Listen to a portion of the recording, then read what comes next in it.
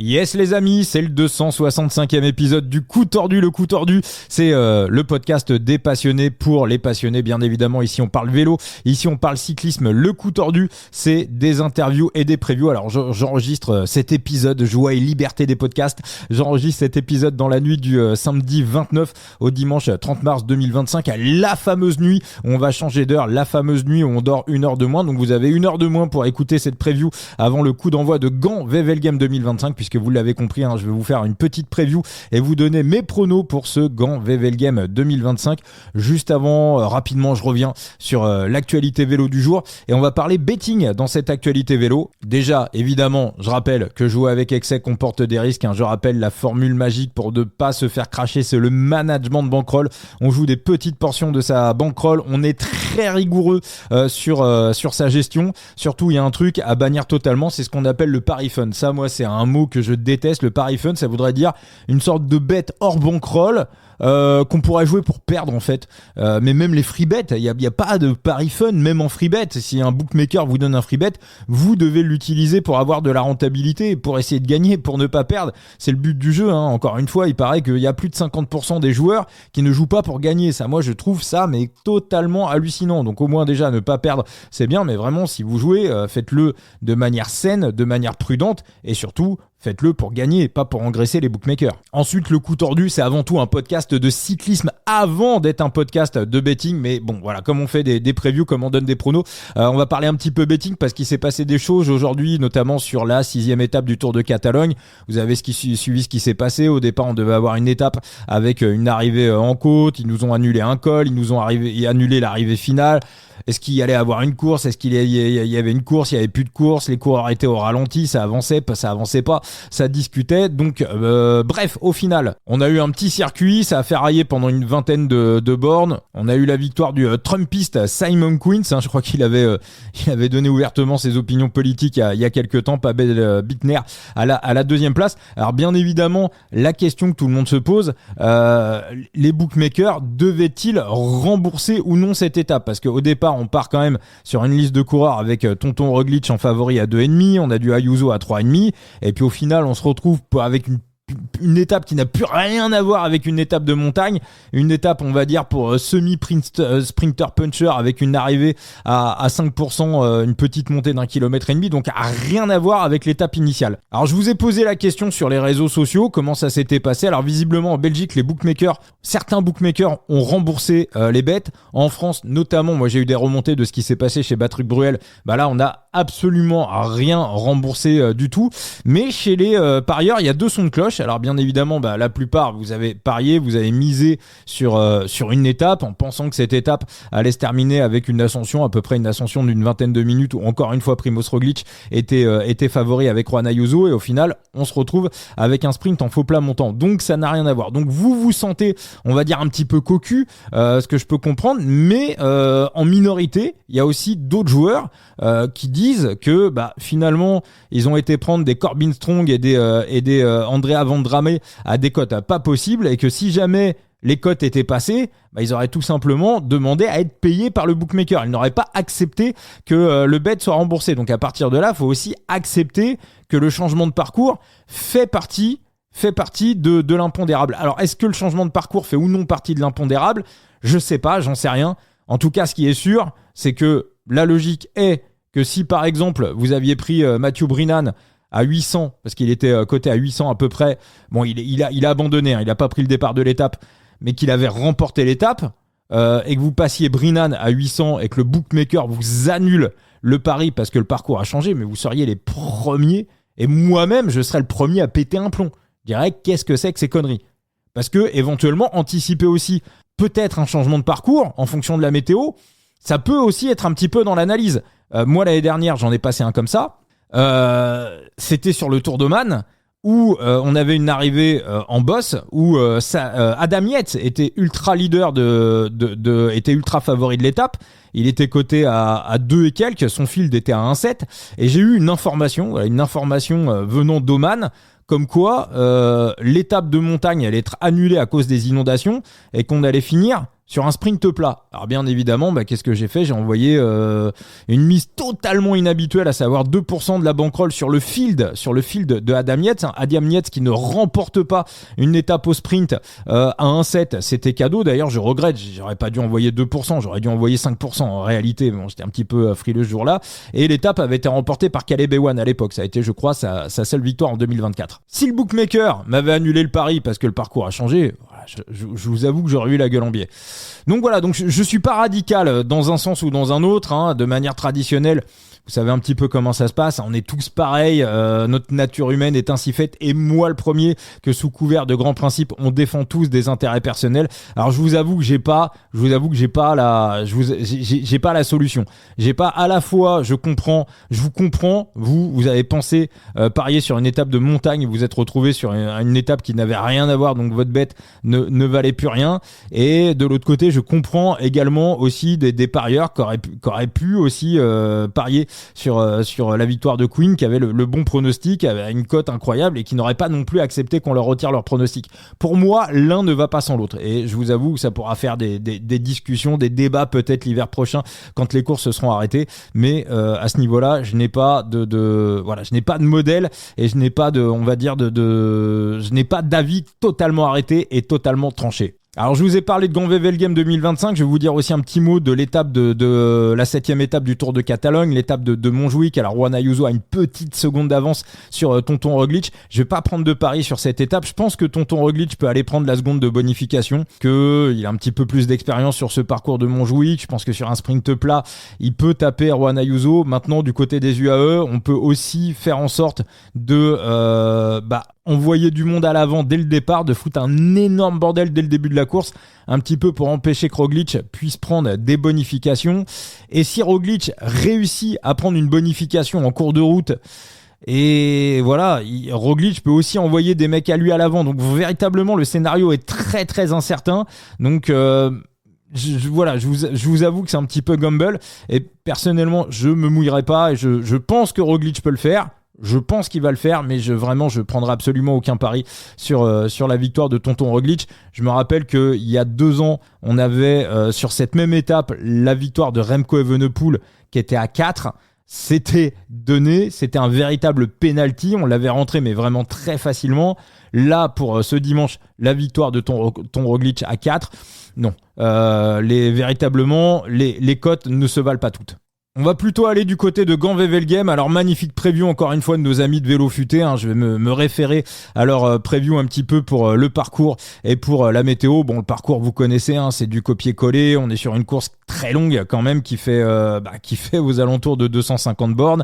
Des monts, voilà, ces fameux monts belges, on va dire, entre la moitié et les 2/3, 3/4 de la course, et les 35-40 derniers kilomètres, on va dire que c'est plutôt plat. L'an dernier, on a vu la victoire de Mats Pedersen devant Mathieu Van Der Poel. Mathieu Van Der Poel qui, comme cette année, avait aussi remporté le Grand Prix E3 après un show incroyable.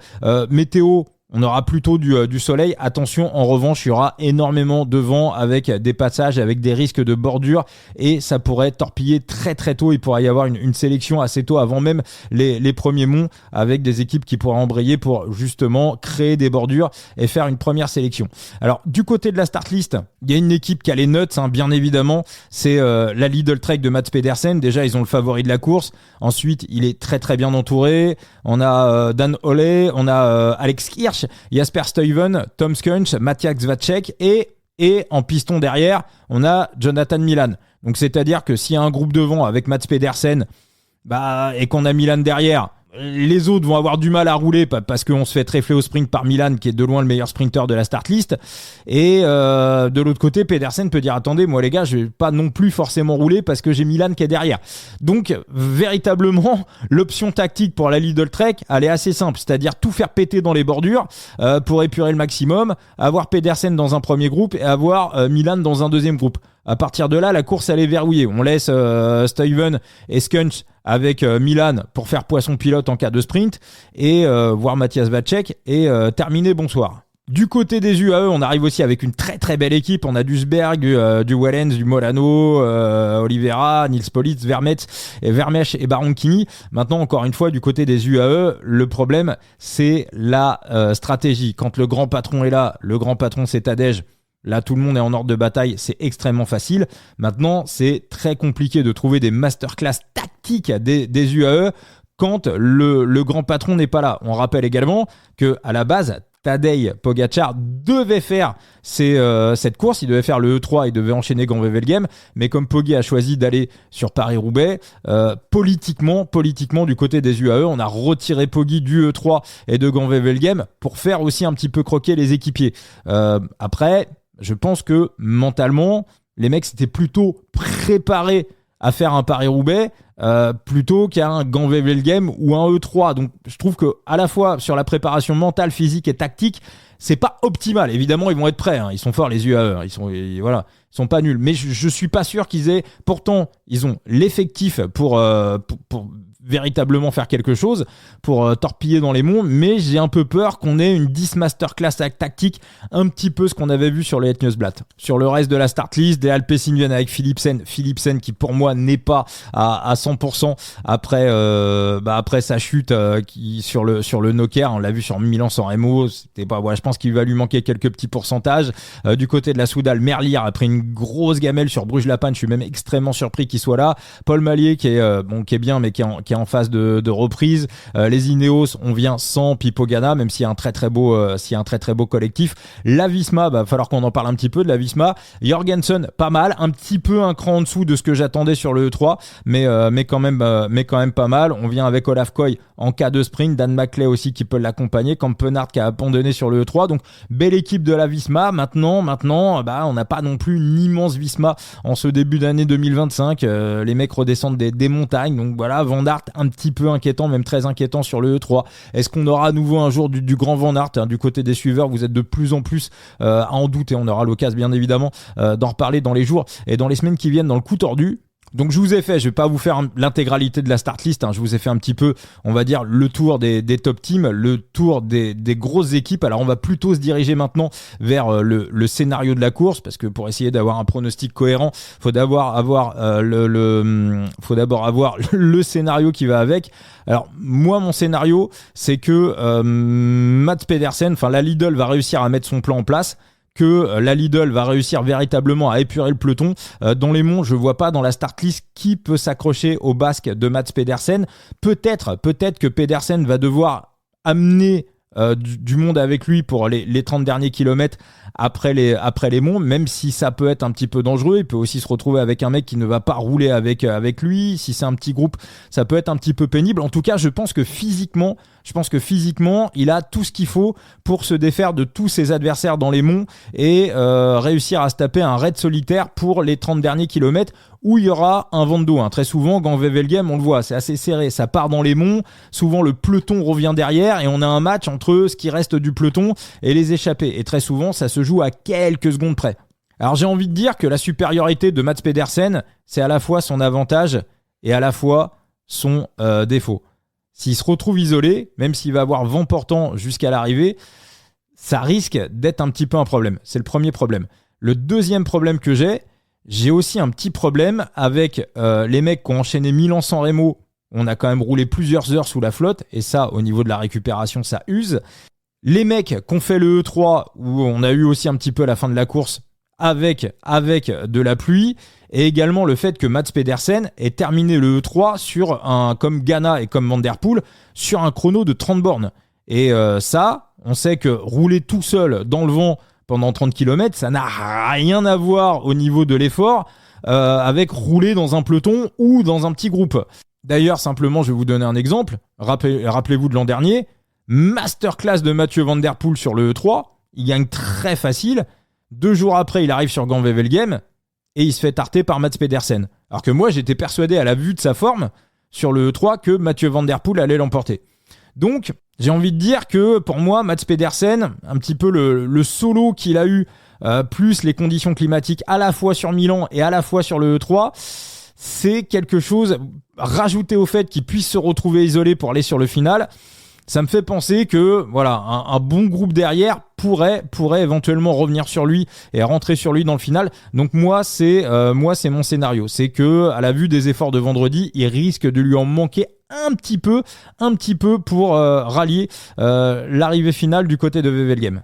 Alors je vais vous donner mes pronos. Donc voilà, pour moi ça sera sprint à l'arrivée.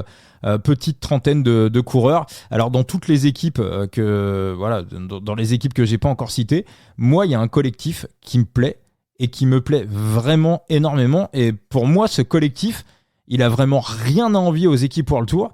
Et j'espère que cette équipe va arriver bille en tête en se disant que voilà, il n'y a pas de complexe à avoir, qu'il faut prendre sa chance à fond.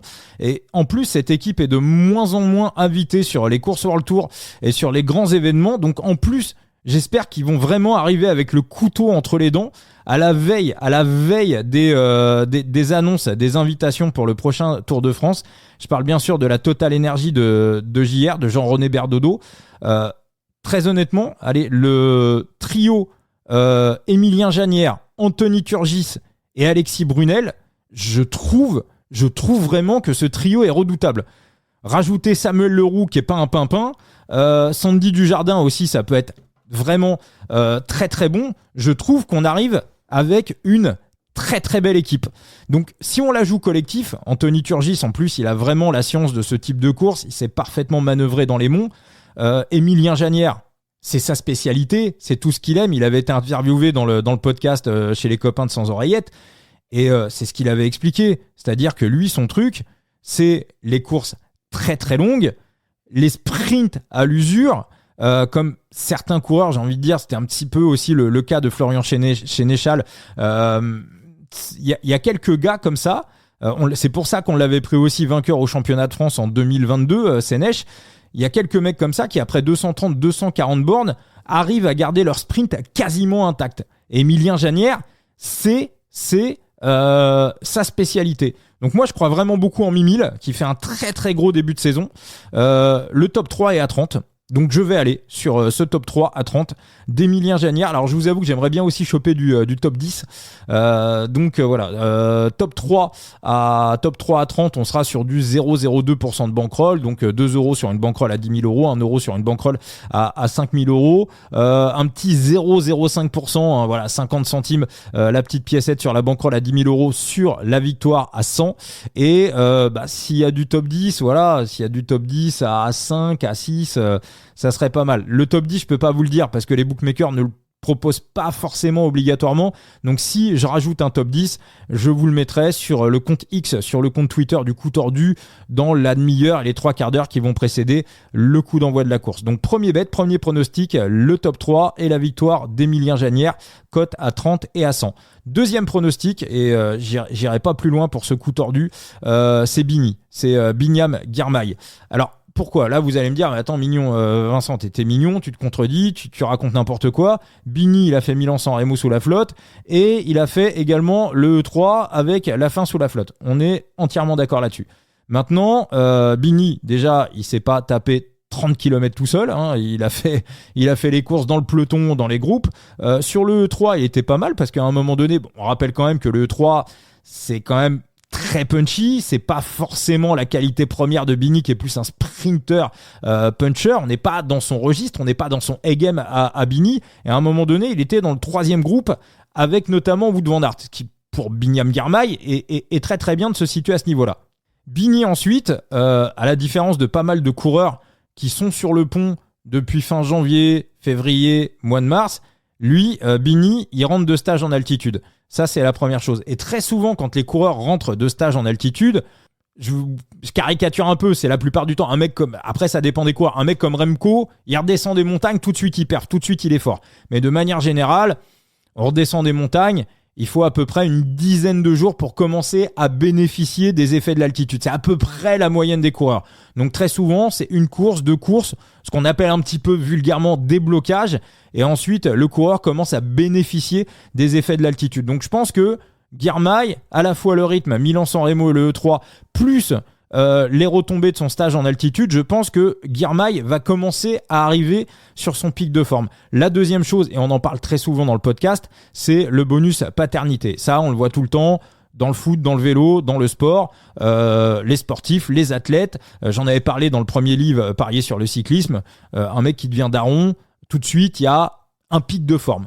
Ça dure quelques semaines, mais il y a toujours un pic de forme à ce moment-là. Donc pour moi, les deux bonus, à la fois la paternité plus le bonus altitude, voilà, ça me fait dire que sur un scénario sprint, face à un Milan qui pourrait être aussi un petit peu émoussé, je pense que Bini peut, on l'a vu sur le dernier Tour de France, hein, un Girmay en forme, il peut taper n'importe qui. Et un sprint après 245 km, et après tout ce qu'ils vont se taper ce dimanche, c'est pas un sprint plat après 180 km. Même si, attention, encore une fois, pour moi, Milan est un mec qui passe très très bien les bosses. Donc il y aura la victoire de Bini, la cote à 27.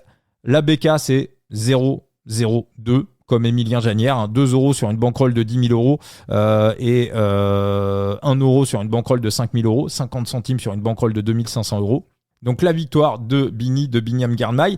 Et il y aura aussi le top 3 de Bini. La cote, elle est à 7. Et donc on sera sur une BK à 0,06.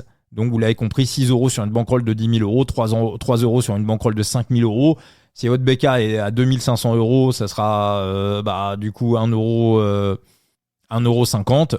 Et voilà, vous pouvez jouer aussi avec vraiment des toutes petites bankrolls, hein, des bankrolls à 100 euros. Moi, je trouve ça très intelligent de se faire une première saison avec une bankroll à 100 euros. Peut-être qu'à la fin de l'année, vous allez avoir gagné, 20 euros, 30 euros. Mais vous allez avoir, pas la certitude, mais vous allez avoir des petits indices qui vous font dire que vous êtes gagnant. Vaut mieux jouer dans ce sens-là. Alors après, attention, quand on commence à augmenter les mises, psychologiquement aussi derrière, on s'y prend plus de la même manière, mais vous pouvez aussi vraiment démarrer avec des toutes petites bankrolls et puis tester pendant quelques mois. Est-ce que je suis gagnant? Est-ce que je suis perdant sur le vélo? C'est aussi, je trouve, des solutions qui sont très très intelligentes. Donc la victoire de Bini, la cote à 27, et le top 3 de Bini, la cote à 7. La suite du programme du coup tordu, on se retrouvera dans le cours de la semaine pour la grande preview du Tour des Flandres. Même si on avait déjà donné un prono, on avait déjà donné un PLT sur ce Tour de Flandre, des Flandres en tout début d'année. Il faut que je joue avec Thibaut et avec Enzo. Voilà, quel soir ils seront disponibles, peut-être mercredi, peut-être jeudi, je ne sais pas. Et puis épisode bien évidemment tant attendu. N'oubliez pas de vous abonner au compte Twitter de Thibaut, son compte X Thibaut Chambre. D'ailleurs, Thibaut qui a enregistré une interview avec Lucas Kubis de la TDT Unibet, un interview qui sera disponible sur Vélo Futé ce 1er avril. Donc Thibaut Chambre sur X, sur Twitter. Enzo et son site The Big Gear qui va vous faire une preview également pour Ganvevel Game. Je pense qu'elle va être disponible là, vous m'écoutez, elle va tomber je pense dans la nuit de ce samedi au dimanche 30 mars 2025. Et puis, vous nous retrouvez également sur tous les réseaux sociaux du coup tordu. Sur Twitter, vous êtes 2500. Enfin, Twitter X, un petit peu plus de 2500. Sur Facebook, je crois que vous êtes aussi un petit peu plus de 2500. Sur Instagram, on a passé la barre des 500 abonnés. Sur TikTok, on se rapproche des 7000 abonnés également. Donc ça aussi, ça fait plaisir. Donc voilà, la communauté qui s'agrandit. On bat notre record également d'écoute sur ce mois de mars 2025 avec plus de 12 000 écoutes en podcast. Donc le record du dernier Tour de France est battu. Donc je pense qu'on va encore éclater ce record sur le Giro et sur le Tour de France. Et puis donc on se retrouve très très vite pour de nouvelles aventures. Ciao les amis. Et donc, juste pour terminer le podcast très très rapidement, je finissais le podcast et je me rendais compte que j'ai pas été très précis sur la mise de le top 3 de Girmay, donc ça sera pas 0,06% de bankroll sur le top 3 de Girmay, mais bien 0,08% de bankroll. Pour une cote à 7 pour le top 3 de Binyam Girmay. Allez, ciao les amis.